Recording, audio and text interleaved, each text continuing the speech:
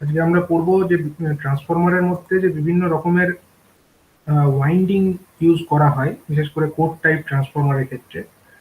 সেই ওয়াইন্ডিং গুলো সম্পর্কে আমরা দেখব। তো বিভিন্ন ধরনের ওয়াইন্ডিং ট্রান্সফরমারে ইউজ করা হয় ডিপেন্ডিং অন ট্রান্সফরমারের voltage rating and KVA rating. তো এই বিভিন্ন ওয়াইন্ডিং এর টাইপস গুলো কি কি? সেগুলো হচ্ছে সিলিন্ড্রিক্যাল ওয়াইন্ডিং, হেলিক্যাল ওয়াইন্ডিং। এই হেলিক্যাল ওয়াইন্ডিং এর মধ্যে আবার বিভিন্ন রকমের ভাগ হতে পারে, যেমন single helical, double helical, disc helical. 3 প্রকারের হেলিক্যাল ওয়াইন্ডিং হতে পারে। আবার মাল্টি লেয়ার হেলিক্যাল ওয়াইন্ডিং, এটাও এক ধরনের ওয়াইন্ডিং হতে পারে। নেক্সট হচ্ছে cross over winding. Cross over winding একটা টাইপের হতে পারে। এবং আরেকটা হচ্ছে disc and continuous disc type winding. এই বিভিন্ন প্রকারের ওয়াইন্ডিং আমরা ট্রান্সফরমারের মধ্যে দেখতে পাই। এবার এগুলো কোথায় কোনটা ইউজ করা হবে সেটা নির্ভর করছে যে ট্রান্সফরমারটা কি ধরনের ট্রান্সফরমার, তার ভোল্টেজ রেটিং কত। ট্রান্সফরমার যে ইউজ করছি তার লো ভোল্টেজ ওয়াইন্ডিং ডিজাইন করতে চাইছি না হাই ভোল্টেজ ওয়াইন্ডিং ডিজাইন করতে চাইছি, তাতে কারেন্ট কিরকম প্রবাহিত হচ্ছে, এইসব ফ্যাক্টরের উপরে নির্ভর করছে যে কোন ধরনের ওয়াইন্ডিংটা ব্যবহার করা হবে। তো প্রথমেই যেটা দেখব সেটা হচ্ছে সিলিন্ড্রিক্যাল ওয়াইন্ডিং। সিলিন্ড্রিক্যাল ওয়াইন্ডিংস এগুলো হচ্ছে বিভিন্ন লেয়ারে অ্যারেঞ্জ করা থাকে, লেয়ার টাইপ। এবং এই সিলিন্ড্রিক্যাল ওয়াইন্ডিং এর ক্ষেত্রে রেক্ট্যাঙ্গুলার অথবা রাউন্ড কন্ডাক্টর দুটোই ইউজ করা যায়। এই সিলিন্ড্রিক্যাল ওয়াইন্ডিং এটা কোরের ওপরে উন্ড করা থাকে, ফ্ল্যাট সাইড অথবা রিব সাইড দুটো সাইডেই এটা লাগানো থাকতে পারে, উন্ড করা থাকতে পারে। অ্যান্ড কন্ডাক্টর যেটা সেটা হচ্ছে সিঙ্গেল লেয়ারে অথবা 2 লেয়ারে অথবা 2 এর বেশি সংখ্যক লেয়ারে সাজানো থাকতে পারে। মানে লেয়ার অফ যে কন্ডাক্টর, ধরো সিলিন্ড্রিক্যাল কন্ডাক্টর, সেটাকে আমরা সিলিন্ড্রিক্যাল কন্ডাক্টর ধরো এইরকম। এবার এই যে লেয়ারটা, এটা ধরো একটা কন্ডাক্টর আমরা বলছি এরকম ভাবে আছে, এরকম। এটা হলো একটা লেয়ার। এবার এটা হলো সিঙ্গেল লেয়ার ওয়াইন্ডিং। এবার এর ওপরে যদি আরো একটা লেয়ার কন্ডাক্টরের থাকে, এর ওপরে যদি আরো একটা লেয়ার থাকে, এর ওপরে যদি আরো একটা লেয়ার থাকতো, তাহলে সেটা ডাবল লেয়ার হয়ে যাবে। ডাবল লেয়ারের পরে যদি আরো লেয়ার থাকে, তাহলে সেটা মাল্টিপল লেয়ার হয়ে যাবে। এভাবে ডিপেন্ড করছে যে কতগুলো লেয়ার্স থাকছে। লেয়ার্স যতগুলো থাকবে সেই অনুযায়ী কন্ডাক্টরটাকে আমরা বলবো যে সেটা মাল্টি লেয়ার্ড অথবা সিঙ্গেল লেয়ার্ড বা ডাবল লেয়ার, যেটাই বলি। তো সিলিন্ড্রিক্যাল ওয়াইন্ডিং এই যে তোমরা ডায়াগ্রামে দেখতে পাচ্ছ এইরকম। cylindrical winding employing rectangular conductor are mainly used for low voltage windings and up to 6.6 kV for KVA rating of 600 to 750। অর্থাৎ 600 থেকে 750 কেভিএ রেটিং পর্যন্ত ট্রান্সফরমারের ক্ষেত্রে, এবং ভোল্টেজ রেটিং যদি 6.6 কেভি পর্যন্ত থাকে, সেক্ষেত্রে আমরা এই সিলিন্ড্রিক্যাল ওয়াইন্ডিংকে ইউজ করতে পারবো। এবং সিলিন্ড্রিক্যাল ওয়াইন্ডিংটাকে কোন দিকে ইউজ করব? লো ভোল্টেজ ওয়াইন্ডিং। লো ভোল্টেজ ওয়াইন্ডিং ডিজাইন করবার জন্য আমরা করতে পারবো। এবং এটা হচ্ছে রেক্ট্যাঙ্গুলার কন্ডাক্টর ইউজ করলে। অর্থাৎ কন্ডাক্টর যেগুলো থাকবে সেই কন্ডাক্টরের ক্রস সেকশনটা রেক্ট্যাঙ্গুলার হতে পারে, অথবা কন্ডাক্টরের ক্রস সেকশন সার্কুলার হতে পারে। তো যদি রেক্ট্যাঙ্গুলার কন্ডাক্টর হয় তাহলে 6.6 কেভি পর্যন্ত এবং up to 600 to 750 KVA rating পর্যন্ত সিলিন্ড্রিক্যাল ওয়াইন্ডিং ইউজ করা যায়। আর cylindrical winding employing circular conductor are mainly used for high voltage winding up to 6.6 kV, 11 kV, 33 kV and KVA rating up to 600 to 1000। এটা 1000 হবে।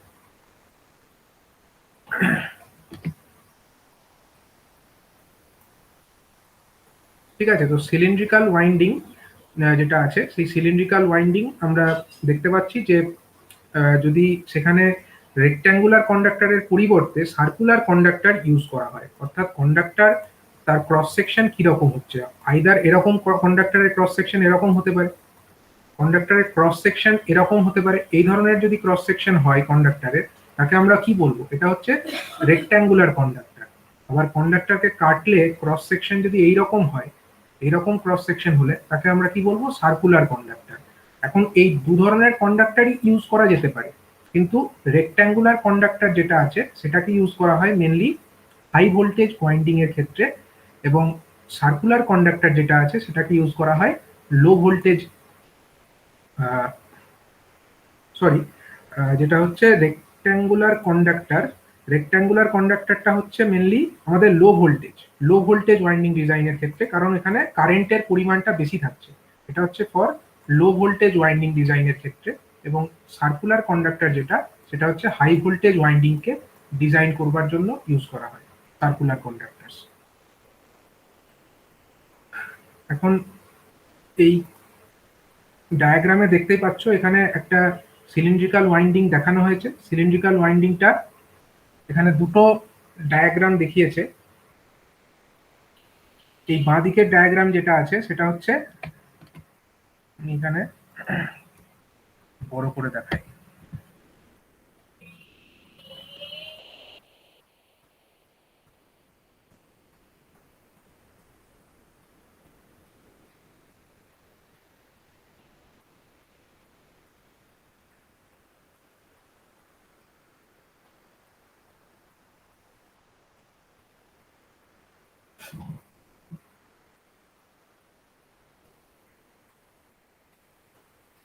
এই দেখো rectangular conductor, sorry, cylindrical winding যেটা আমরা বলছি, সিলিন্ড্রিক্যাল ওয়াইন্ডিং এর এটা হচ্ছে এই এই এ নাম্বার যে ছবি, এই এ নাম্বার ছবিটা হচ্ছে ফর সিঙ্গেল লেয়ার।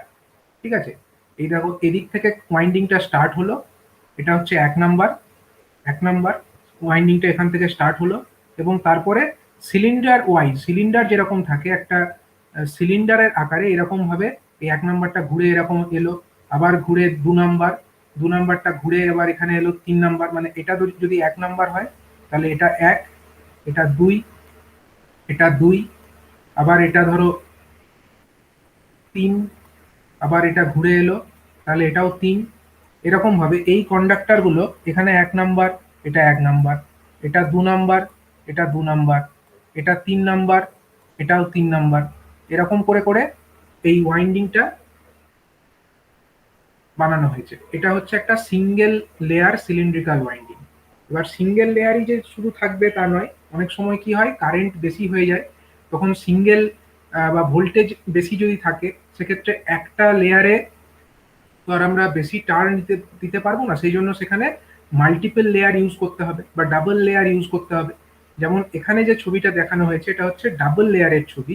এখানে দেখো এইটা হচ্ছে আমার 1 নাম্বার, এই 1 নাম্বারটা, এইটা আবার 1 নাম্বার, এটা 2 নাম্বার, এটা 2 নাম্বার। মানে এটা ওইরকম সার্কুলার ওয়েতেই রোটেট করেছে, এরকম ভাবে সার্কুলার ওয়েতেই বা সিলিন্ড্রিক্যাল ওয়েতে এটা রোটেট করেছে। কিন্তু এইখানে দেখো এটা হলো 6 নাম্বার, এটা 6 নাম্বার, এটাও 6 নাম্বার, 6 এর পরে আবার এটা 7 হয়ে গেল, 7-এর পরে এইটা, এই বাইরের এটা, এটা আবার 7। অর্থাৎ একটা লেয়ারের ওপরে আরো একটা লেয়ার চেপে গেল। মানে এইটা যদি 3 হয় এরকম, এখান থেকে আবার যদি আমি আরেকটা লেয়ার স্টার্ট করে দিই যেটা এর ওপরে থাকবে, এর ওপরে আরো একটা লেয়ার এরকম থাকলো, ধরো এই লেয়ারের ওপরে আরো একটা লেয়ার থেকে গেল, তাহলেই সেটা হয়ে গেল কি ডাবল লেয়ার। একটা মাত্র লেয়ার যদি ছিল এইটা, তাহলে এটা সিঙ্গেল লেয়ার। এর ওপরে যদি আরো একটা লেয়ার চেপে যায় তাহলে সেটা ডাবল লেয়ার। তার উপরে আরো লেয়ার যদি চাপে তাহলে সেটা মাল্টিপল লেয়ার হয়ে যাবে। তো এরকম করে depending on the voltage rating, কত ভোল্টেজ আছে তার উপরে নির্ভর করে আমাদেরকে নাম্বার অফ লেয়ার্সটাকে চুজ করতে হবে। যদি ভোল্টেজ বেশি থাকে তাহলে বেশি লেয়ার নিতে হবে। তো এটাই হচ্ছে সিলিন্ড্রিক্যাল ওয়াইন্ডিং। সিলিন্ড্রিক্যাল ওয়াইন্ডিং কেন বলছে, কারণ এখানে যে কন্ডাক্টার্স গুলোকে রোটেট করানো হচ্ছে বা কন্ডাক্টার্স গুলোকে যেভাবে রাখা হচ্ছে সেগুলো মিলে একটা সিলিন্ডারের মতো আকার ধারণ করছে, তার জন্য এটাকে সিলিন্ড্রিক্যাল ওয়াইন্ডিং বলছে। তো নেক্সট যে টাইপ অফ ওয়াইন্ডিংটা আমরা দেখবো সেটা হচ্ছে হেলিক্যাল ওয়াইন্ডিং। হেলিক্যাল ওয়াইন্ডিং এটা ইউজ করা হয় কোথায় না, low voltage winding, high voltage এবং low voltage winding high and medium capacity ট্রান্সফরমারে। লো ভোল্টেজ ওয়াইন্ডিং ডিজাইনের জন্য ইউজ করা হয় এবং সেটা হচ্ছে হাই অ্যান্ড মিডিয়াম ক্যাপাসিটি ট্রান্সফরমারের ক্ষেত্রে, where the current is higher and at the same time the winding turns are lesser। দেখো, হাই এবং মিডিয়াম ক্যাপাসিটি ট্রান্সফরমার তাদের লো ভোল্টেজ ওয়াইন্ডিং মানে সেখানে কারেন্টের পরিমাণটা বেশি। আর লো ভোল্টেজ ওয়াইন্ডিং মানেটা কি, মানে হচ্ছে সেখানে নাম্বার অফ টার্নসটা হলো কম, অর্থাৎ যেখানে কারেন্ট বেশি এবং নাম্বার অফ টার্নস কম সেখানে হেলিক্যাল ওয়াইন্ডিং ইউজ করা হবে।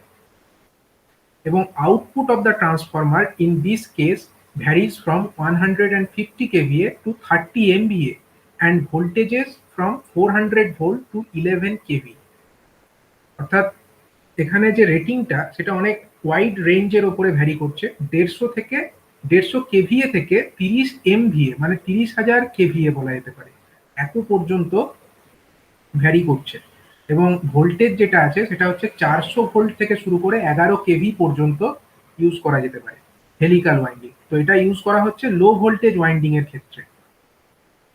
এবার এই হেলিক্যাল ওয়াইন্ডিং এটা হচ্ছে বিভিন্ন রকমের হতে পারে, সিঙ্গেল হেলিক্যাল, ডাবল হেলিক্যাল এবং ডিস্ক হেলিক্যাল। এগুলো কি, হেলিক্যাল ওয়াইন্ডিং গুলো কিরকম হয়? তো single helical winding consists of winding in an axial direction along a screw line with an inclination, and there is only one layer of turn in each winding। যেরকম একটা spring থাকে, spring এর মধ্যে যেরকম একটা ইনক্লিনেশন থাকে, screw লাইনের একটা দেখো, এই যে ওয়াইন্ডিংস গুলো এখানে আছে সিলিন্ড্রিক্যাল ওয়াইন্ডিং এর ক্ষেত্রে এগুলো কিন্তু কোনো ইনক্লিনেশন ছিল না, একদম সোজাসুজি এগুলো অ্যারেঞ্জ করা ছিল। কিন্তু যখন আমাদের হেলিক্যাল ওয়াইন্ডিং এর কথা বলবো, হেলিক্যাল ওয়াইন্ডিং এ কিন্তু এরকম, এখানে কিরকম আছে ডাইরেকশনটা যদি আমরা দেখি,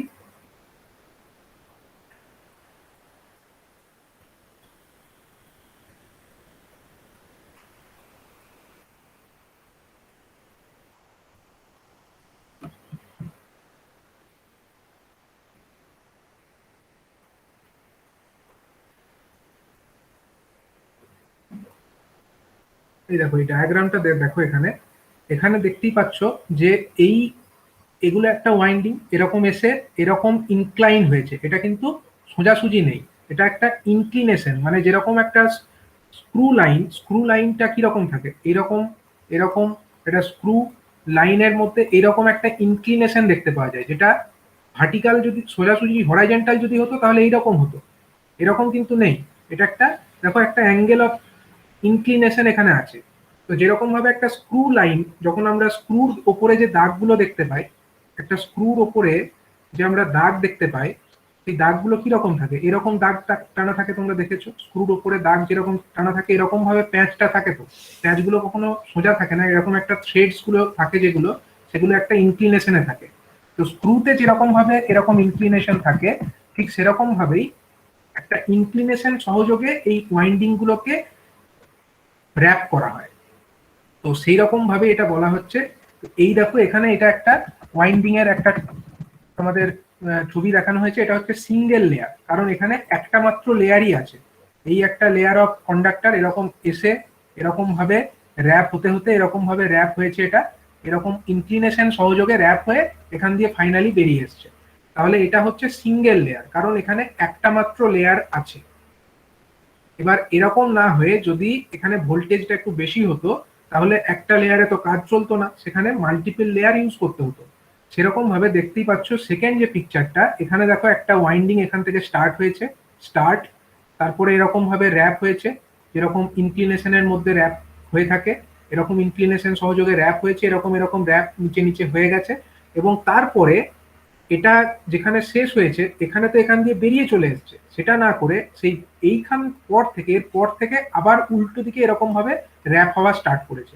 দেখো এখান থেকে যেটা বেরিয়ে এসছে সেটা আবার এরকম পুনরায় আরেকটা লেয়ার তৈরি করেছে, এরকম ভাবে আবার ওইরকম ইনক্লিনেশন সহযোগে র‍্যাপ হয়েছে, এবং তারপরে এরকম এরকম এরকম করতে করতে আবার র‍্যাপ হতে হতে ফাইনালি এখান দিয়ে ফিনিশ হয়েছে। তাহলে এখানে আমাদের একটা লেয়ার, এই নীল রঙের যেটা দেখতে পাচ্ছ এটা একটা লেয়ার, আবার এখানে আরেকটা রেড কালারের যেটা দেখতে পাচ্ছ এটা আরেকটা লেয়ার, অর্থাৎ এখানে দুটো লেয়ার আছে। নীল রঙের এটা দিয়ে স্টার্টিং হলো এবং সেকেন্ড লেয়ারের পরে এই লাল রঙের এটা দিয়ে বেরিয়ে এলো, ফিনিশ হলো। তো এইরকম যদি ওয়াইন্ডিংস থাকে যেখানে একের বেশি লেয়ার আছে, দুটো লেয়ার আছে, তাকে আমরা কি বলবো? তাকে বলবো ডাবল হেলিক্যাল ওয়াইন্ডিং। তাকে বলা হচ্ছে ডাবল হেলিক্যাল ওয়াইন্ডিং। আর ডাবল হেলিক্যাল ওয়াইন্ডিং এ parallel conductors are divided into two parallel circuits situated in two layers shifted in the axial direction। এখানে প্যারালাল কন্ডাক্টরস গুলোকে প্যারালাল সার্কিটে ডিভাইড করে দেওয়া হয় যাতে দুটো লেয়ারে তারা ডিভাইডেড হয়।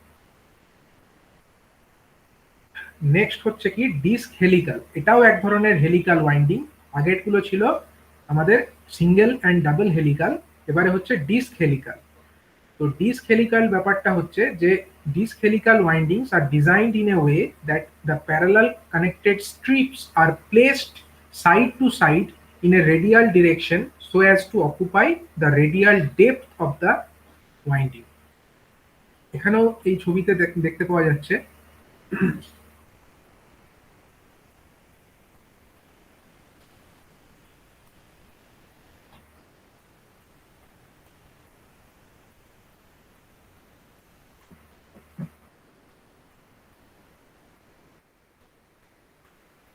এই যে ছবিতে দেখতে পাচ্ছ এখানে এটা হলো একটা ডিস্ক। এই এই যে একটা দেখতে পাচ্ছ এইরকম ভাবে আছে, এরকম ভাবে র্যাপ হয়েছে, এটা হলো একটা ডিস্ক। এই ডিস্কের মধ্যে কি থাকে? ডিস্কের মধ্যে কতগুলো এরকম পাতলা পাতলা স্ট্রিপ, কতগুলো পাতলা পাতলা স্ট্রিপকে পরপর সাজিয়ে এরকম একটা ডিস্ক তৈরি করা হয়েছে। এরকম অনেকগুলো পাতলা স্ট্রিপ, মানে আমি বলেছিলাম রেক্ট্যাঙ্গুলার কন্ডাক্টর হয়। এই রেক্ট্যাঙ্গুলার কন্ডাক্টর মানে অ্যাকচুয়ালি কি? রেক্ট্যাঙ্গুলার কন্ডাক্টর মানে হচ্ছে সেটা হচ্ছে এরকম স্ট্রিপের মতোই। রেক্ট্যাঙ্গুলার কন্ডাক্টর দেখতে কিরকম হয়? রেক্ট্যাঙ্গুলার কন্ডাক্টর দেখতে এরকম হবে। তো এইরকম রেক্ট্যাঙ্গুলার কন্ডাক্টর গুলোকে পরপর যদি আমি সাজিয়ে দিই তাহলে তারা একটা ডিস্কের আকার ধারণ করবে এবং এরকম ভাবে এই ডিস্কগুলোকে পরপর সাজিয়ে একটা টাইপ অফ ওয়াইন্ডিং ডিজাইন করা হয়েছে সেটাকে। এবং সেটাকে কিভাবে র্যাপ করা হয়েছে হেলিক্যাল শেপে, যেরকম ভাবে আমি বলেছিলাম স্ক্রু লাইন যেরকম ইনক্লিনেশনে থাকে, স্ক্রু লাইন যেরকম ইনক্লিনেশনে থাকে, দেখো সেরকম অ্যাঙ্গেল অফ ইনক্লিনেশন সহযোগে এগুলোকে র্যাপ করা হয়েছে। তাহলে এইরকম যে ওয়াইন্ডিং তাকে আমরা বলি হেলিক্যাল ওয়াইন্ডিং। আর যেহেতু এখানে আমরা পরপর কতগুলো স্ট্রিপকে সাজিয়ে একটা ডিস্ক তৈরি করেছি এবং সেই তারপরে ওই ডিস্ক গুলোকে হেলিক্সের আকারে সাজিয়েছি, তার জন্য এর নামই হচ্ছে ডিস্ক হেলিক্যাল ওয়াইন্ডিং। এর নাম হচ্ছে ডিস্ক হেলিক্যাল ওয়াইন্ডিং। ঠিক আছে? তো এই আমাদের হেলিক্যাল ওয়াইন্ডিং এইগুলোই ছিল। প্রথমে দেখলাম সিলিন্ড্রিক্যাল, তারপরে বলছি হেলিক্যাল ওয়াইন্ডিং। এবারে নেক্সট যে টাইপ সেটা হচ্ছে multi layer helical winding. Multi layer, এতক্ষণ পর্যন্ত আমরা দেখেছি যে লেয়ার একটাই, একটাই layer.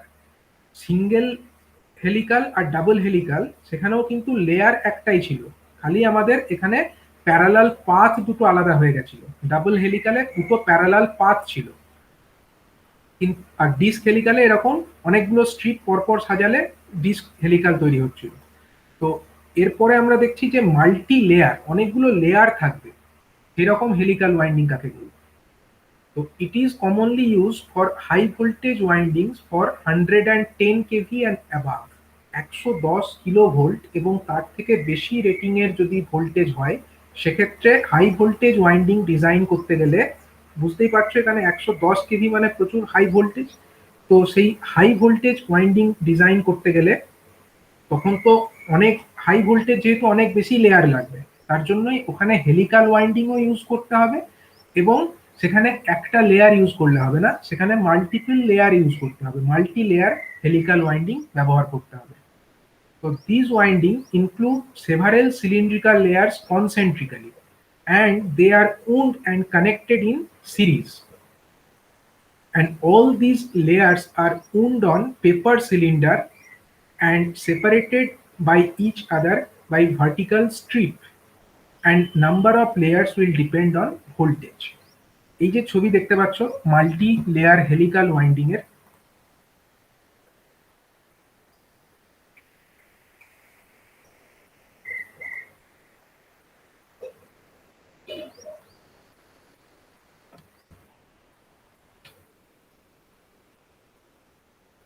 Multi layer helical winding, এখানে যেটা দেখতে পাচ্ছ এটা হলো কোরটা, এটা হচ্ছে কোর, যার উপরে আমাকে ওয়াইন্ডিং গুলোকে র্যাপ করতে হবে।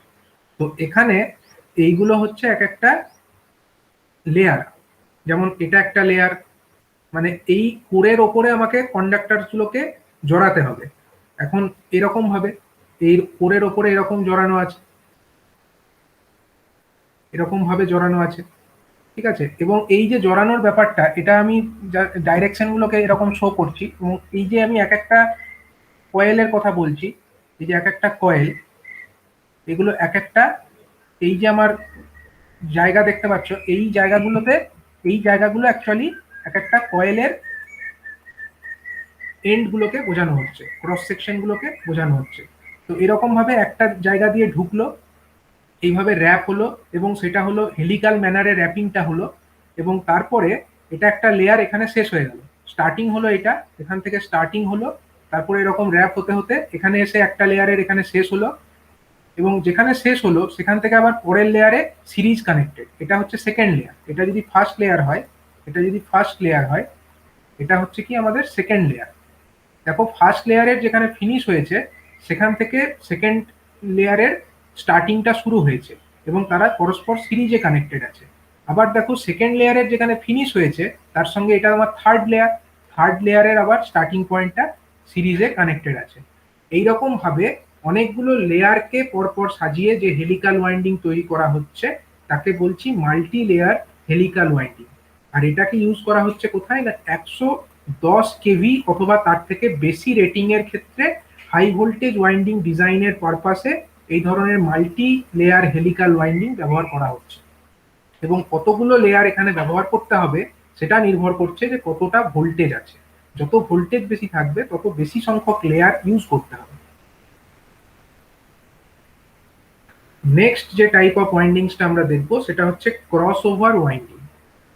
ক্রস ওভার ওয়াইন্ডিংটা কি না, in these windings are used for high voltage windings of the small transformers। ছোট ট্রান্সফরমারের হাই ভোল্টেজ ওয়াইন্ডিং ডিজাইন করবার জন্য ক্রস ওভার ওয়াইন্ডিংস ইউজ করা হয়। তো এর জন্য তো সিলিন্ড্রিক্যাল ওয়াইন্ডিংও ইউজ করা হতো, কিন্তু তাহলে ক্রস ওভারটা কেন করব? ক্রস ওভারটা করা হয় যাতে, যেখানে আমাদের দুটো লেয়ার এরকম হচ্ছে, সেখানে দুটো লেয়ারের মধ্যে যাতে খুব বেশি ভোল্টেজের ডিফারেন্স না হয়ে যায়, দুটো পরপর লেয়ারের মধ্যে ভোল্টেজের ডিফারেন্স যাতে খুব বেশি না হয়ে যায়, সেই কারণে এই ক্রস ওভার ওয়াইন্ডিংটা ইউজ করা হয়। সিলিন্ড্রিক্যাল ওয়াইন্ডিং ইউজ করেও অনেকগুলো লেয়ার ইউজ করলে আমরা করতে পারি, কিন্তু হাই ভোল্টেজ ওয়াইন্ডিংটাকে আমরা ডিজাইন করতে পারি, কিন্তু সেক্ষেত্রে দুটো লেয়ারের মধ্যে ভোল্টেজের ডিফারেন্স অনেক বেশি তৈরি হয়ে যাওয়ার একটা সম্ভাবনা থাকে। আর যত বেশি ভোল্টেজের ডিফারেন্স থাকবে দুটো লেয়ারের মধ্যে, তত বেশি সেখানে ইনসুলেশনের প্রয়োজন হবে। তো সেই কারণে ক্রস ওভার ওয়াইন্ডিংটা প্রেফারেবল। তো ক্রস ওভার ওয়াইন্ডিং এ কি করা হয়, the windings are paper covered strips or round wires. এই কন্ডাক্টর সেখানে যেটা ইউজ করা হবে সেটা হচ্ছে আইদার স্ট্রিপ টাইপের হতে পারে অথবা রাউন্ড ওয়্যারসও হতে পারে, এবং সেগুলোর ওপরে পেপারের কভারিং থাকবে। And these windings help to reduce the voltage between the adjacent layers as they are divided into a number of coils। এখানে টোটাল যে হাই ভোল্টেজটা আছে, সেই টোটাল হাই ভোল্টেজ ওয়াইন্ডিংটাকে একটা সিঙ্গেল কয়েলের ওপরে রাখা হয় না, অনেকগুলো কয়েলে ভেঙে ভেঙে সেই টোটাল হাই ভোল্টেজটাকে ডিস্ট্রিবিউট করা হয়। যেমন এটা যদি 11 কেভির একটা আমাদের হাই ভোল্টেজ ওয়াইন্ডিং হয়, তাহলে এই টোটাল 11 কেভি ভোল্টেজটাই একটা কয়েলের ওপরেই থাকবে না, এখানে হয়তো 4টে কয়েলে ভেঙে দিল। তাহলে 4টে কয়েলে যদি ভেঙে দেয় এবং তাদেরকে পরপর সিরিজে কানেক্ট করে দেয়, তাহলে এক একটা কয়েলের ওপরে তার 11 কেভি করে পড়বে না। যদি 12 কেভি ধরে নিই, তাহলে 12/4 অর্থাৎ 3 কেভি করে একটা লেয়ারের ওপরে পড়বে। অর্থাৎ সমস্ত ভোল্টেজটাকে এখানে কমিয়ে দেওয়া হচ্ছে, এক একটা লেয়ারের ওপরে কম ভোল্টেজ পড়ছে। And the inside end of a coil is connected with output end of the adjacent one। একটা কয়েলের যেটা ফিনিশ সেটা পরবর্তী কয়েলের স্টার্টিং এর সঙ্গে কানেক্টেড আছে। এখানে আমরা এই ডায়াগ্রামটা একবার দেখে নিই।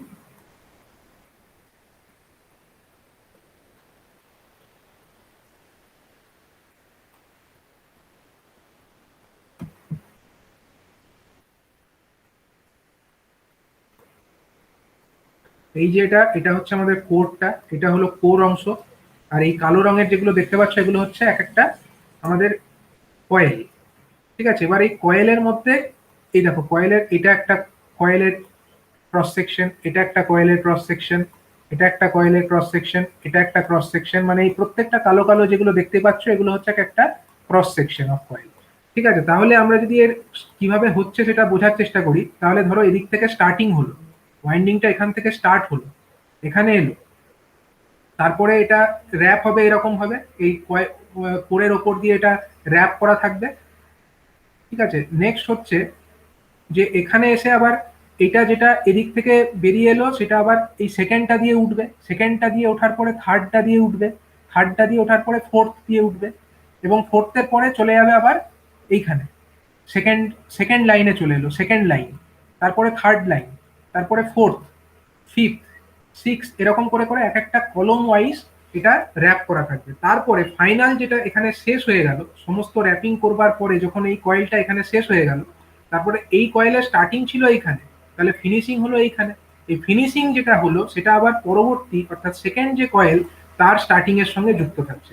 তো একইভাবে এটাও আবার এরকম র্যাপ করা থাকছে, এরকম ভাবে র্যাপ করছে, প্রথমে এইরকম ভাবে একটা কলম ওয়াইজ র্যাপ করলো, তারপরে পরবর্তী কলমে চলে এলো, তার পরের কলমে চলে এলো, এরকম করে করে পরপর এক একটা করে কলম র্যাপ হতে থাকলো।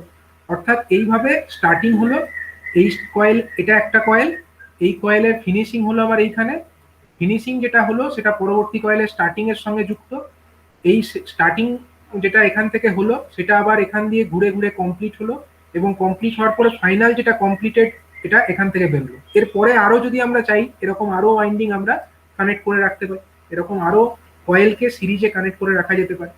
তো এরকম কতগুলো কয়েল থাকবে সেটা ডিজাইনারের উপরে নির্ভর করছে, সেই ডিজাইনার কতগুলো কয়েল নিতে চায় এবং কতগুলো লেয়ারে সেকে ভাঙতে চায় ভোল্টেজটাকে।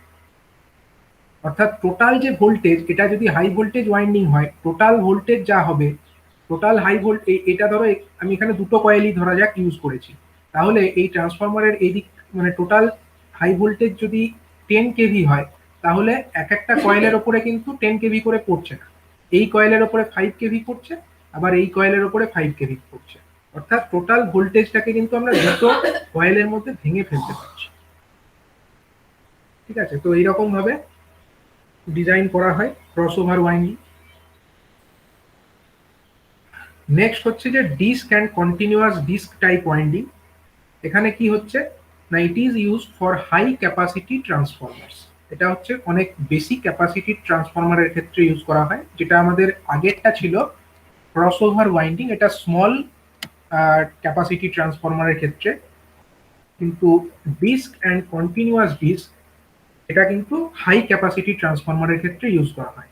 ডিস্ক অর্থাৎ কি, ডিস্ক মানে হচ্ছে যেখানে এরকম অনেক স্ট্রিপ, কন্ডাক্টরের স্ট্রিপ গুলোকে পরপর সাজিয়ে একটা ডিস্ক তৈরি করা যায়।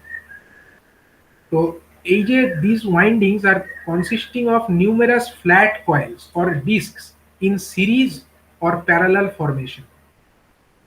এই যে এইখানে যে ডায়াগ্রাম দেখতে পাচ্ছ এগুলো হচ্ছে একটা ডিস্ক, এই রেক্ট্যাঙ্গুলার শেপের যে অংশগুলো এগুলো হচ্ছে একটা disk. And these conductors of this winding can be single strip or multiple strips in parallel formation that are wound on the flat side, যেটাকে প্যারালালে কানেক্ট করা থাকে, এই স্ট্রিপস গুলোকে প্যারালালে কানেক্ট করা থাকে। The discs are separated from each other with the help of press board sectors that are attached with vertical strips. এই যে strips যেগুলো আছে সেই স্ট্রিপের মধ্যে মধ্যে দেখতেই পাচ্ছ কালো কালো রঙের, এগুলো আছে সেপারেটর, একটা ডিস্কের সঙ্গে আরেকটা ডিস্ককে সেপারেট করে রাখা আছে, তার জন্য আছে এই পেপার সেপারেটরস গুলো।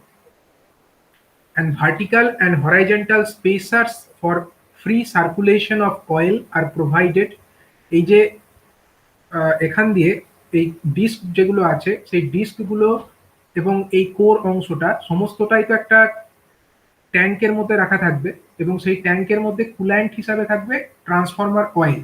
তো ট্রান্সফরমার অয়েল যাতে এই কয়েলগুলোকে ঠান্ডা রাখতে পারে, তার জন্য অয়েলকে পাস করবার জন্য দরকার ডাক্টস, যাতে অয়েলটা খুব ভালো করে পাস করতে পারে।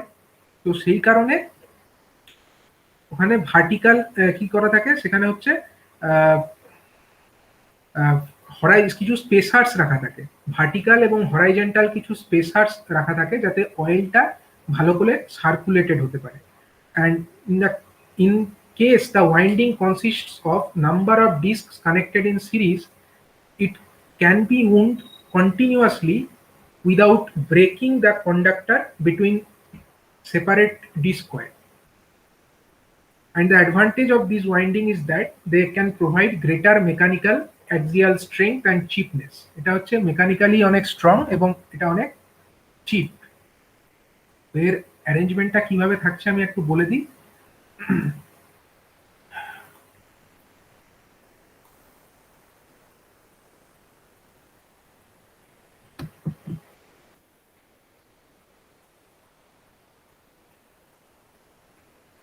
এখানে দেখতেই পাচ্ছ এগুলো হচ্ছে একটা স্ট্রিপ। এই যে এরকম সেকশন দেখতে পাচ্ছ, এগুলো হচ্ছে একটা স্ট্রিপ।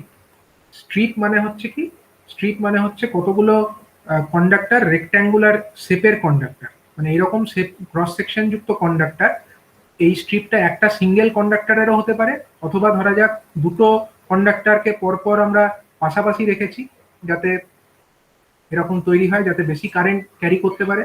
দুটো বা দুয়ের বেশি সংখ্যক কন্ডাক্টরকেও আমরা পাশাপাশি রেখে এরকম একটা স্ট্রিপ বানাতে পারি। তো এই স্ট্রিপগুলো কতগুলো কন্ডাক্টর নিয়ে তৈরি হতে পারে, অথবা সিঙ্গেল কন্ডাক্টর নিয়েও তৈরি হতে পারে।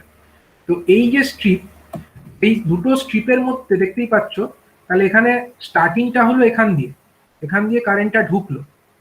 এবার এইটা হচ্ছে কোর অংশ, কোর অংশ হচ্ছে এইটা, কোর অংশকে বলা হয়েছে। এবার এই যেটা ঢুকলো সেটা রোটেট করবে, কোরের ওপরে এরকম র্যাপ করা থাকবে। তারপরে এখান দিয়ে বেরোলো, এখান দিয়ে বেরোনোর পরে আরেকবার র্যাপ করা হলো। এখান দিয়ে, সরি আমার ডাইরেকশনটা উল্টো হয়ে যাচ্ছে, মানে এটা এখান দিয়ে ধরো এরকম হলো, নেক্সট এখান দিয়ে বেরিয়ে এলো, তারপরে হচ্ছে আবার হচ্ছে এইখান দিয়ে বেরিয়ে এলো, তারপরে আবার এখান দিয়ে এলো, তারপরে এখান দিয়ে, এরকম করতে করতে টোটাল র্যাপিংটা হয়ে যাবে। টোটাল র্যাপিংটা এইভাবে করা থাকবে। তারপরে যেটা এইভাবে একটা সময় এসে এই এই বরাবর তো এটা র্যাপ হলো, এই বরাবর র্যাপিংটা হলো, তারপরে এখানে এসে তাহলে ফিনিশ হয়ে গেল।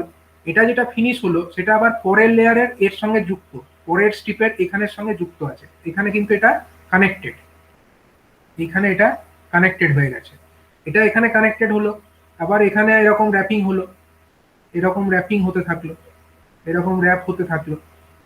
ঠিক আছে, এইরকম র্যাপ হতে হতে একটা সময় কয়েলটা এখানে শেষ হলো, এখানে শেষ হলো, সেটা আবার পরের লেয়ারের এখানের সঙ্গে যুক্ত, আবার এরকম ভাবে র্যাপিং হলো, এরকম র্যাপ হতে হতে এখানে এসে ফিনিশ হলো।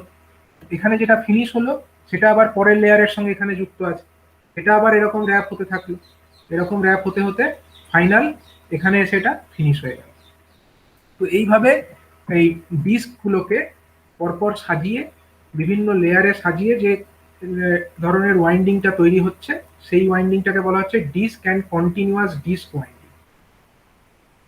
এবং এই যে পরপর দুটো ডিস্ক আছে, সেই দুটো ডিস্কের মাঝের যে অংশ, এই এই অংশগুলো, এইখানে এইখানে এই জায়গাগুলোতে কি রাখা থাকছে, এখানে হচ্ছে পেপার বোর্ড রাখা থাকছে, যাতে দুটো কয়েলের মধ্যে ইনসুলেশনটা ভালো করে বজায় থাকে।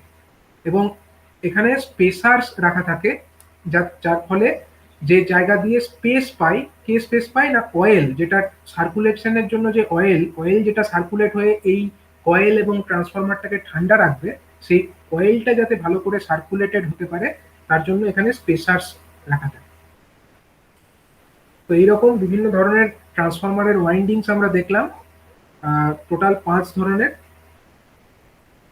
ঠিক আছে, সিলিন্ড্রিক্যাল, হেলিকাল, হেলিকালের মধ্যে হচ্ছে সিঙ্গেল হেলিকাল, ডাবল হেলিকাল, তারপরে হচ্ছে multi layer helical winding, next হচ্ছে আমাদের কন্টিনিউয়াস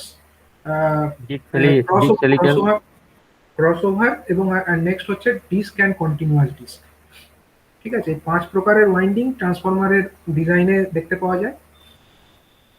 এবার এই কোথায় কোনটা ইউজ করা হবে সেটা নির্ভর করছে যে কোন সাইডে আমরা ইউজ করছি, হাই ভোল্টেজ না লো ভোল্টেজ, এবং কত রেটিং এর ট্রান্সফরমারে সেটাকে আমরা ইউজ করছি।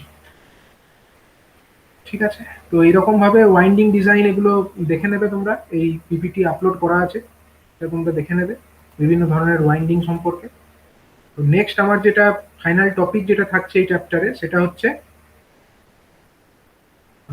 Cooling cooling off transformer. সেটা আমি এখন বলবো। কুলিং অফ ট্রান্সফরমার মানেটা কি না, এই কুলিং হচ্ছে ট্রান্সফরমার যখন চলছে তখন তার মধ্যে লস হচ্ছে, এবং লস হলে সেখানে হিট তৈরি হচ্ছে। তো যে পদ্ধতির মাধ্যমে সেই হিটটাকে ডিসিপেট করা হচ্ছে সেটাই হচ্ছে কুলিং। কারণ যেটা হচ্ছে যে যদি আমরা ট্রান্সফরমারের লস হতেই থাকে আর সেটাকে ঠান্ডা করার জন্য কোনো উদ্যোগ না নিই, তাহলে ট্রান্সফরমারটা গরম হতে হতে তার ইনসুলেশনের ডিগ্রেডেশন হবে এবং ট্রান্সফরমার ইনসুলেশন একসময় ফেলিওর হয়ে যাবে। তো সেই কুল্যান্ট হিসাবে এখানে ইউজ করা হয় কি কি না, এয়ার। কুল্যান্ট হিসাবে আছে এয়ার অর্থাৎ বাতাস, অয়েল, অয়েল অর্থাৎ সিনথেটিক অ্যান্ড মিনারেল অয়েলস, যেটাকে আমরা ইনসুলেটিং অয়েলও বলে থাকি, আর হচ্ছে ওয়াটার। এই তিনটে জিনিসকে কুল্যান্ট হিসাবে ইউজ করা যেতে পারে। এখন ট্রান্সফরমার মূলত দু ধরনের, এক হচ্ছে ড্রাই টাইপ ট্রান্সফরমার, একটা হচ্ছে অয়েল ইমার্জ টাইপ ট্রান্সফরমার। যেখানে ড্রাই টাইপ ট্রান্সফরমার সেখানে তো অয়েল নেই, ড্রাই টাইপ ট্রান্সফরমারে কোনো অয়েল থাকে না, সেখানে তাহলে ঠান্ডা করার জন্য একমাত্র উপাদান হচ্ছে এয়ার। এয়ারকেই সেখানে কুল্যান্ট হিসাবে ইউজ করা হয়। আর অয়েল ইমার্জ টাইপ ট্রান্সফরমারের ক্ষেত্রে সেখানে অয়েলটাকে কুল্যান্ট হিসাবে ইউজ করা হয়। এবার বিভিন্ন ধরনের কুলিং মেথড আছে, যেখানে হচ্ছে কুলিং, এবং এই যে বিভিন্ন কুলিং মেথডস সেগুলোকে কিভাবে নামকরণ করা হচ্ছে সেটা নির্ভর করছে যে কি ধরনের কুলিং মিডিয়াম ইউজ করা হচ্ছে তার উপরে, এবং কি ধরনের সার্কুলেশন সেখানে এমপ্লয় করা হচ্ছে। মানে কুল্যান্ট হিসাবে আমরা এয়ার ইউজ করছি না ওয়াটার ইউজ করছি না অয়েল ইউজ করছি, তার উপরে নির্ভর করছে। অথবা নির্ভর করছে আরেকটা জিনিসের উপরে নির্ভর করছে যে সার্কুলেশনটা হচ্ছে, এয়ারই হোক বা অয়েলই হোক বা ওয়াটারই হোক, সেই circulation of that cooling medium সেটা কিভাবে হচ্ছে, সেটা কি ন্যাচারালি হচ্ছে না সেটাকে কোনোভাবে ফোর্সফুলি করানো হচ্ছে, তার উপরে নির্ভর করে। তো এর উপরে নির্ভর করে এগুলোকে নাম দেওয়া হয়েছে। যেমন টাইপ অফ সার্কুলেশন এমপ্লয়েড, মানে কি ধরনের সার্কুলেশনটা হচ্ছে, সেটা হতে পারে ন্যাচারাল। ন্যাচারাল যদি হয় তাকে এন দ্বারা ডিনোট করা হবে, আর যদি সেটাকে ফোর্সফুলি করা হয়, বাইরে থেকে ফোর্স অ্যাপ্লাই করে সার্কুলেশন করানো হয়, তাহলে সেটাকে বলা হবে ফোর্সড, এবং সেটাকে সংক্ষেপে এফ দ্বারা ডিনোট করা হবে। আর কুলিং মিডিয়াম ইউজ যেটা করা হচ্ছে তাদেরও নাম দেওয়া হয়েছে, যেমন এয়ার হলে সেটাকে বলছে এ, ওয়াটার হলে বলছে ডাব্লু, আর অয়েল হলে বলছে ও। এই নামগুলো জানা থাকতে হবে, তাহলে আমরা ইজিলি বুঝতে পারবো যে মেথডস গুলো কি কি। তো বিভিন্ন ধরনের যে কুলিং মেথডস তাদের যে সিম্বলস সেগুলো বলা হচ্ছে।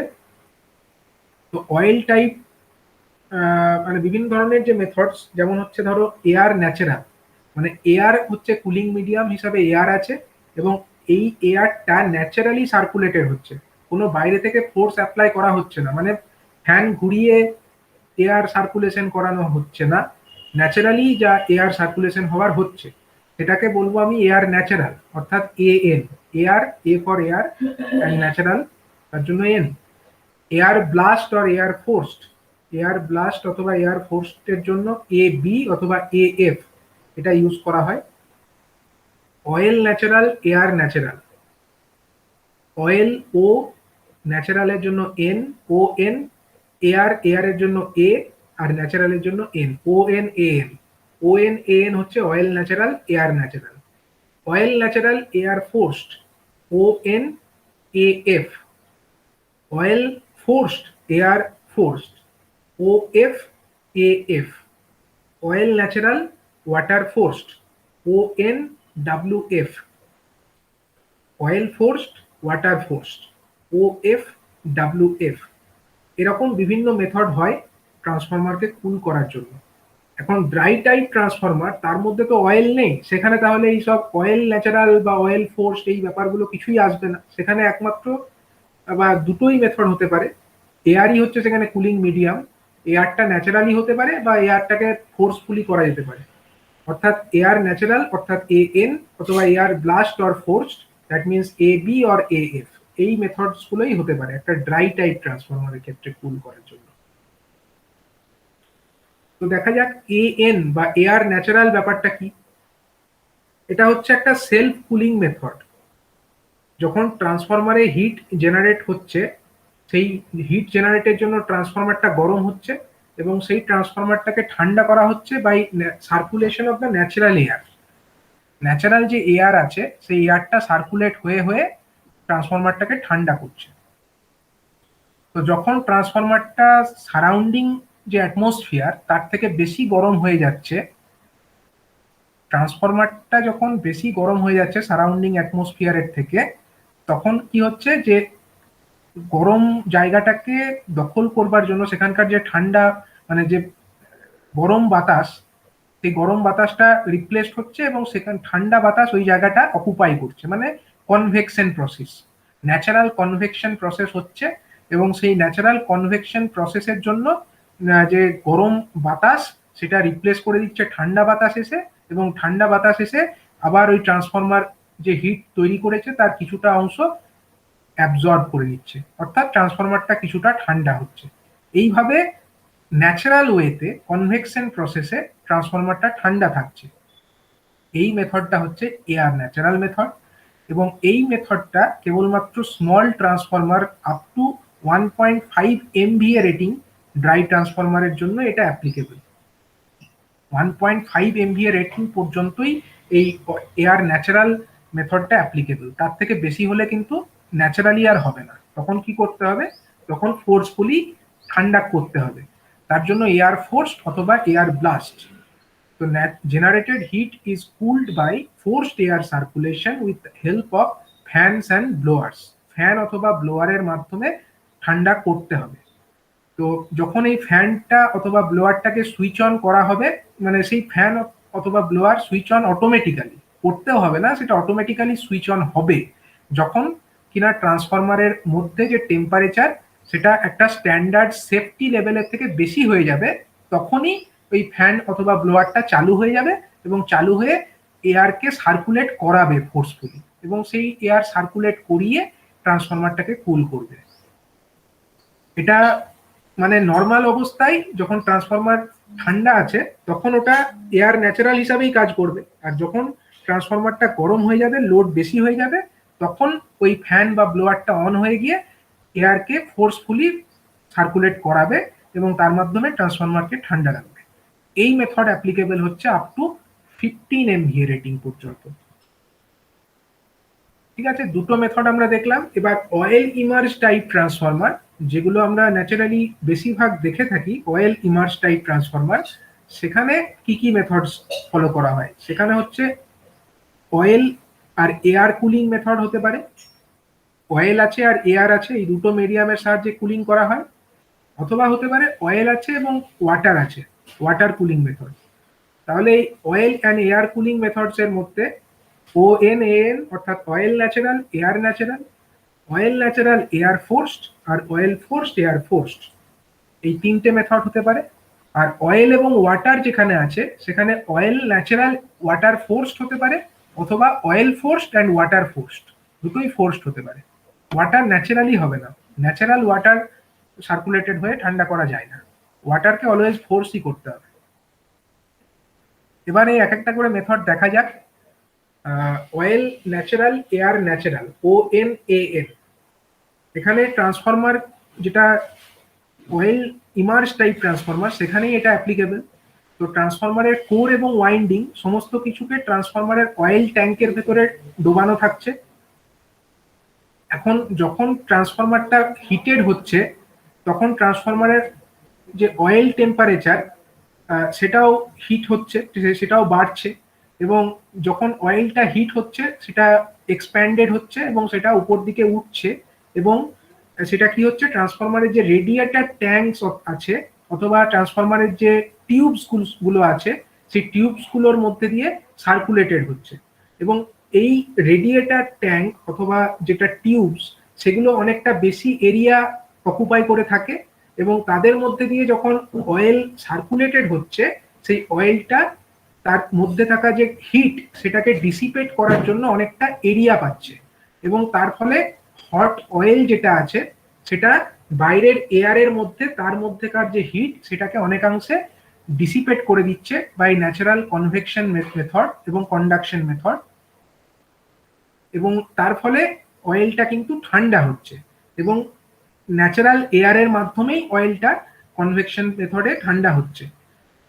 ন্যাচারাল এয়ারের মাধ্যমে অয়েলটা ঠান্ডা হচ্ছে এবং সার্কুলেশন অফ ন্যাচারাল এয়ার যেটা হচ্ছে সেটাও কিন্তু ন্যাচারালি হচ্ছে, সেটার জন্য কোনো এক্সট্রা ফোর্স অ্যাপ্লাই করা হচ্ছে না বা এক্সট্রা কোনো ফ্যান বা ব্লোয়ার কিছু লাগানোর প্রয়োজন হচ্ছে না।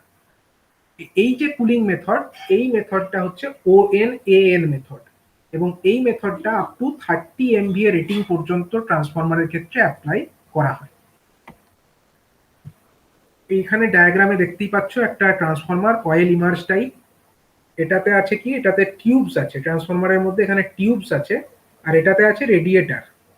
তো দেখো যখন ট্রান্সফরমারটা গরম হচ্ছে তার মধ্যে যে অয়েল সেটাও এক্সপ্যান্ডেড হচ্ছে এবং সেই অয়েলটা সার্কুলেট হচ্ছে, এই যে ডাইরেকশনে সার্কুলেটেড হয়ে এই রেডিয়েটার ট্যাঙ্কস গুলোর মধ্যে দিয়ে ফ্লো করছে, এখানেও রেডিয়েটার ট্যাঙ্কস গুলোর মধ্যে দিয়ে ফ্লো সার্কুলেট করছে এবং তার ফলে সেটা অনেকটা এরিয়া পাচ্ছে, তার মধ্যে থাকা হিটটা বাইরের এয়ারে অ্যাটমসফিয়ারে ডিসিপেট করে দেওয়া।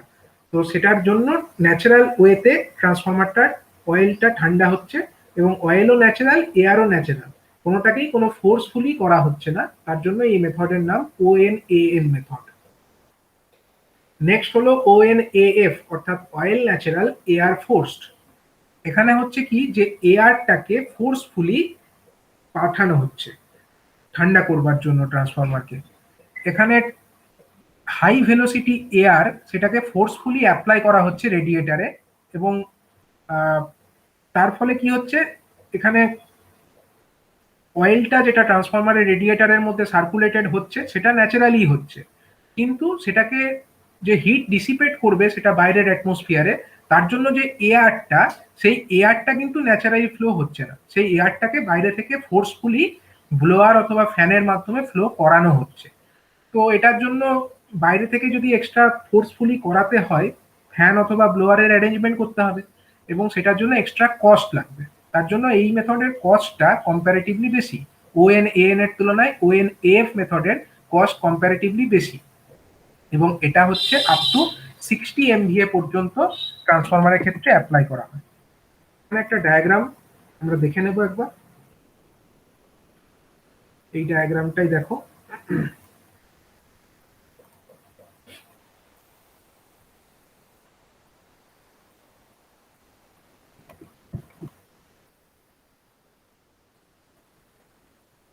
এখানে একটা ট্রান্সফরমার আছে, ট্রান্সফরমারের এটা হলো ট্রান্সফরমারের ওয়াইন্ডিং অংশ, এটা হলো কোর অংশ, এটা কোরটা, এটা হচ্ছে ট্রান্সফরমারের ট্যাঙ্কটা, ট্রান্সফরমারের ট্যাঙ্ক, এইগুলো হচ্ছে রেডিয়েটার, এই সাইডের এইটা হলো রেডিয়েটার।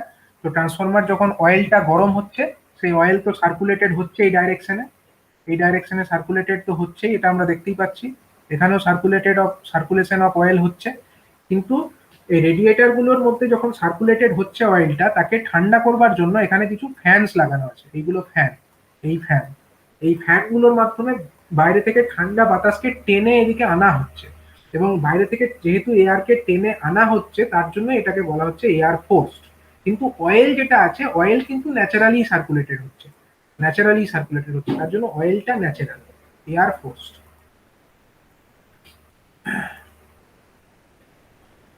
নেক্সট যে মেথড সেটা হচ্ছে oil forced and air forced.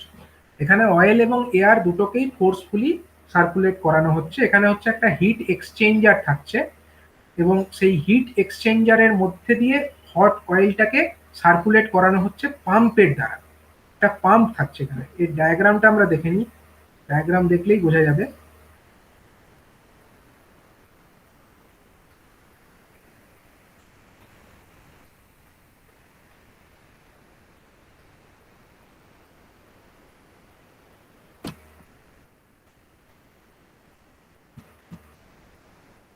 এখানে একটা ডায়াগ্রাম দেখানো হয়েছে দেখো, এই ডায়াগ্রামে আমাদের এখানে একটা ট্রান্সফরমার আছে, এটা হলো ট্রান্সফরমারটা। আচ্ছা, এইটা হলো বাইরের এই অংশটা, এটা হলো একটা হিট এক্সচেঞ্জার, আর এখানে কিছু ভালভস লাগানো আছে, আর এটা হচ্ছে একটা অয়েল পাম্প। তো নর্মাল অবস্থায় ট্রান্সফরমারের মধ্যে যখন নর্মাল কম লোডে চলছে, 50% থেকে কম লোডে চলছে ট্রান্সফরমারটা, তখন এই সমস্ত পাম্প, এই যে ভালভসগুলো সমস্ত কিছু বন্ধ আছে, মানে ট্রান্সফরমারটা এইটুকুই সীমাবদ্ধ। ট্রান্সফরমার চলছে, transformer naturally air natural, oil natural ওয়েতে ঠান্ডা হচ্ছে। কিন্তু যখন ট্রান্সফরমারের উপরে লোড বেড়ে যাচ্ছে, তখন তো ট্রান্সফরমারটা বেশি গরম হচ্ছে, এবং বেশি গরম হলে তখন অয়েলটা প্রচন্ড হিটেড হচ্ছে, এবং সেই অবস্থায় এই ভালভগুলোকে খুলে দেওয়া হচ্ছে এবং অয়েলটাকে পাঠানো হচ্ছে কোথায়, এই এই যে অয়েল অথবা হিট এক্সচেঞ্জার সেইখানে পাঠানো হচ্ছে। এবং এর তলায় দেখো একটা ফ্যানের অ্যারেঞ্জমেন্ট আছে, অর্থাৎ অয়েলটা গরম হলে এই রাস্তা দিয়ে এসে এখানে পৌঁছাচ্ছে, এবং এই অয়েলকে ঠান্ডা করার জন্য এখানে ফ্যান আছে। সেই ফ্যানের মাধ্যমে অয়েলটাকে ঠান্ডা করা হচ্ছে, এবং তারপরে এই অয়েল পাম্পের দ্বারা এটাকে পুনরায় আবার এখানে ফেরত পাঠিয়ে দেওয়া হচ্ছে। অর্থাৎ এইভাবে অয়েলটা টোটাল এই হিট এক্সচেঞ্জারকে নিয়ে টোটাল ট্রান্সফরমারটা কমপ্লিট হচ্ছে। কিন্তু এই হিট এক্সচেঞ্জারটা ফাংশনে আসছে তখনই যখন ট্রান্সফরমারের উপরে লোডটা বেশি পড়ছে তখন। আদারওয়াইজ লোড কম থাকলে ট্রান্সফরমার বেশি গরম হচ্ছে না, তখন transformer natural, oil natural, air natural ওয়েতেই কুলিং হলে চলবে। ঠিক আছে, তো এটা হচ্ছে একটু বেশি রেটিং এর ট্রান্সফরমারের ক্ষেত্রে এই ধরনের অ্যারেঞ্জমেন্ট করা থাকে। নেক্সট হচ্ছে এবার water, oil natural and water forced. এখানে কি transformer core and windings are immersed in the oil tank.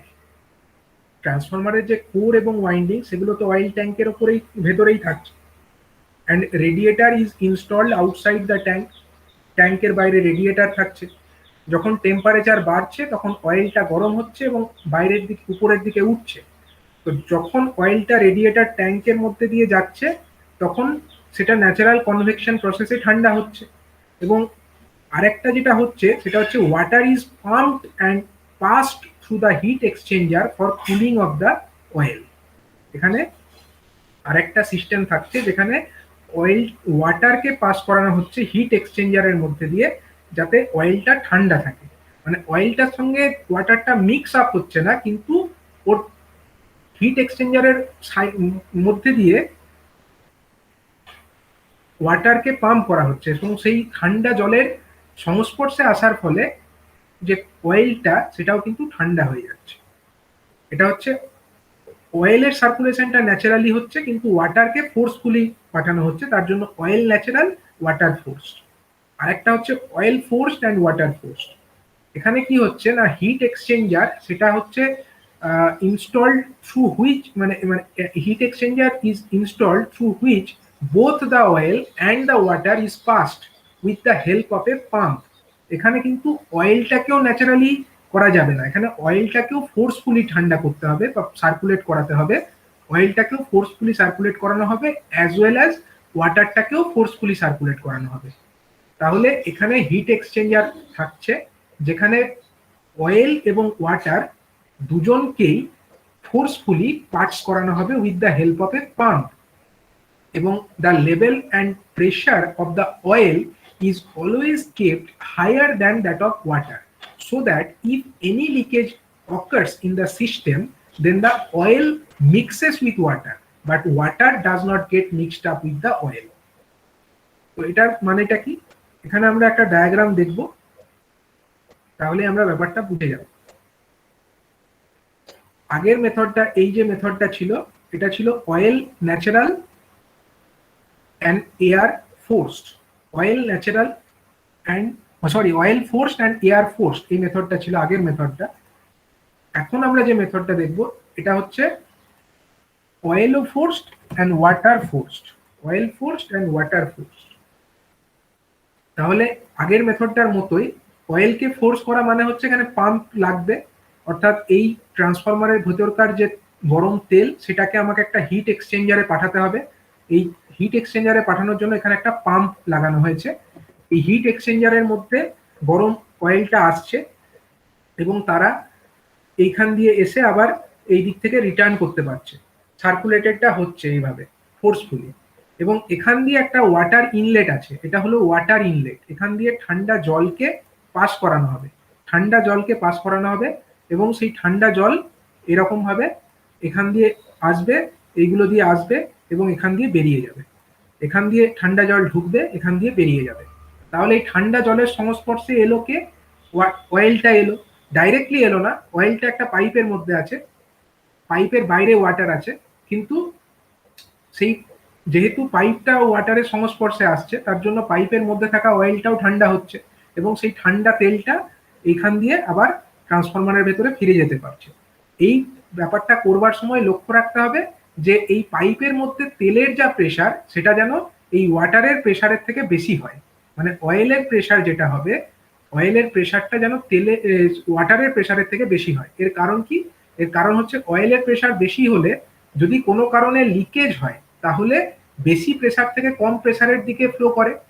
মানে অয়েলটা তেলের সঙ্গে, অয়েলটা ওই ওয়াটারের সঙ্গে মিশে যাবে, তেলটা জলের সঙ্গে মিশে যাবে, মানে পাইপ থেকে বেরিয়ে, কিন্তু জল তেলের সঙ্গে গিয়ে মিশবে না। উল্টোটা যদি করতাম, মানে ওয়াটারের প্রেসার যদি বেশি রাখতাম আর অয়েলের প্রেসার যদি কম রাখতাম, তাহলে যদি কোনো কারণে এই পাইপে লিকেজ হতো, তখন জল গিয়ে পাইপের ভেতরে ঢুকে পড়তো। তার ফলে কি হতো, এই এই যে পাইপের মধ্যে যে অয়েলটা আছে সেটা তো আলটিমেটলি ট্রান্সফরমারে যাচ্ছে, তাহলে ট্রান্সফরমার অয়েলের সঙ্গে ওয়াটার মিশে যেত এবং ওয়াটার মিশে গেলে ট্রান্সফরমার অয়েলের ইনসুলেশন কোয়ালিটি ডিটোরিয়েট করে যেত, ট্রান্সফরমার অয়েল খারাপ হয়ে যেত। তাই সেই কারণে যে সেটা যাতে না হয় তার জন্য খুব কেয়ারফুলি এটা করা হয়, যাতে প্রেসারটা, এই অয়েলের প্রেসার যেন ওয়াটার প্রেসারের থেকে বেশি থাকে। এবং এই ধরনের যে মেথড, এটা হচ্ছে large capacity transformer having rating such as several hundred MVA or where banks of transformers are installed। মানে কয়েকশো MVA রেটিং এর ট্রান্সফরমার যদি হয়, কেবলমাত্র সেইখানেই এই ধরনের কুলিং মেথডটা অ্যাপ্লাই করা হবে। কম রেটিং এর, কম MVA রেটিং এর ট্রান্সফরমারে এটা অ্যাপ্লাই করার প্রয়োজন নেই। আর এটা হচ্ছে মূলত হাইড্রো পাওয়ার প্ল্যান্টে ইনস্টল করা হয় এই ধরনের কুলিং মেথড, কারণ হাইড্রো পাওয়ার প্ল্যান্টে এরকম ওয়াটার অ্যাভেলেবেল থাকে, ওয়াটার প্রেসারে অ্যাভেলেবেল আছে, এবং সেই কারণে হাইড্রো পাওয়ার প্ল্যান্ট যেখানে অনেক হাই MVA রেটিং, মানে সেভারেল 100 MVA রেটিং এর যেখানে ট্রান্সফরমার আছে, সেইটাকে কুল করবার জন্য এটা ইউজ করা হয়, এই মেথডটা ইউজ করা হয়। ঠিক আছে, তো এই ছিল আমাদের এই মেথডস গুলো, বিভিন্ন ধরনের যে কুলিং মেথডস এবং বিভিন্ন ধরনের যে ওয়াইন্ডিংস গুলো আছে সেগুলো আমরা এখন ডিসকাস করলাম। ঠিক আছে, তো এইভাবে এই ট্রান্সফরমার এই চ্যাপ্টারটা কমপ্লিট।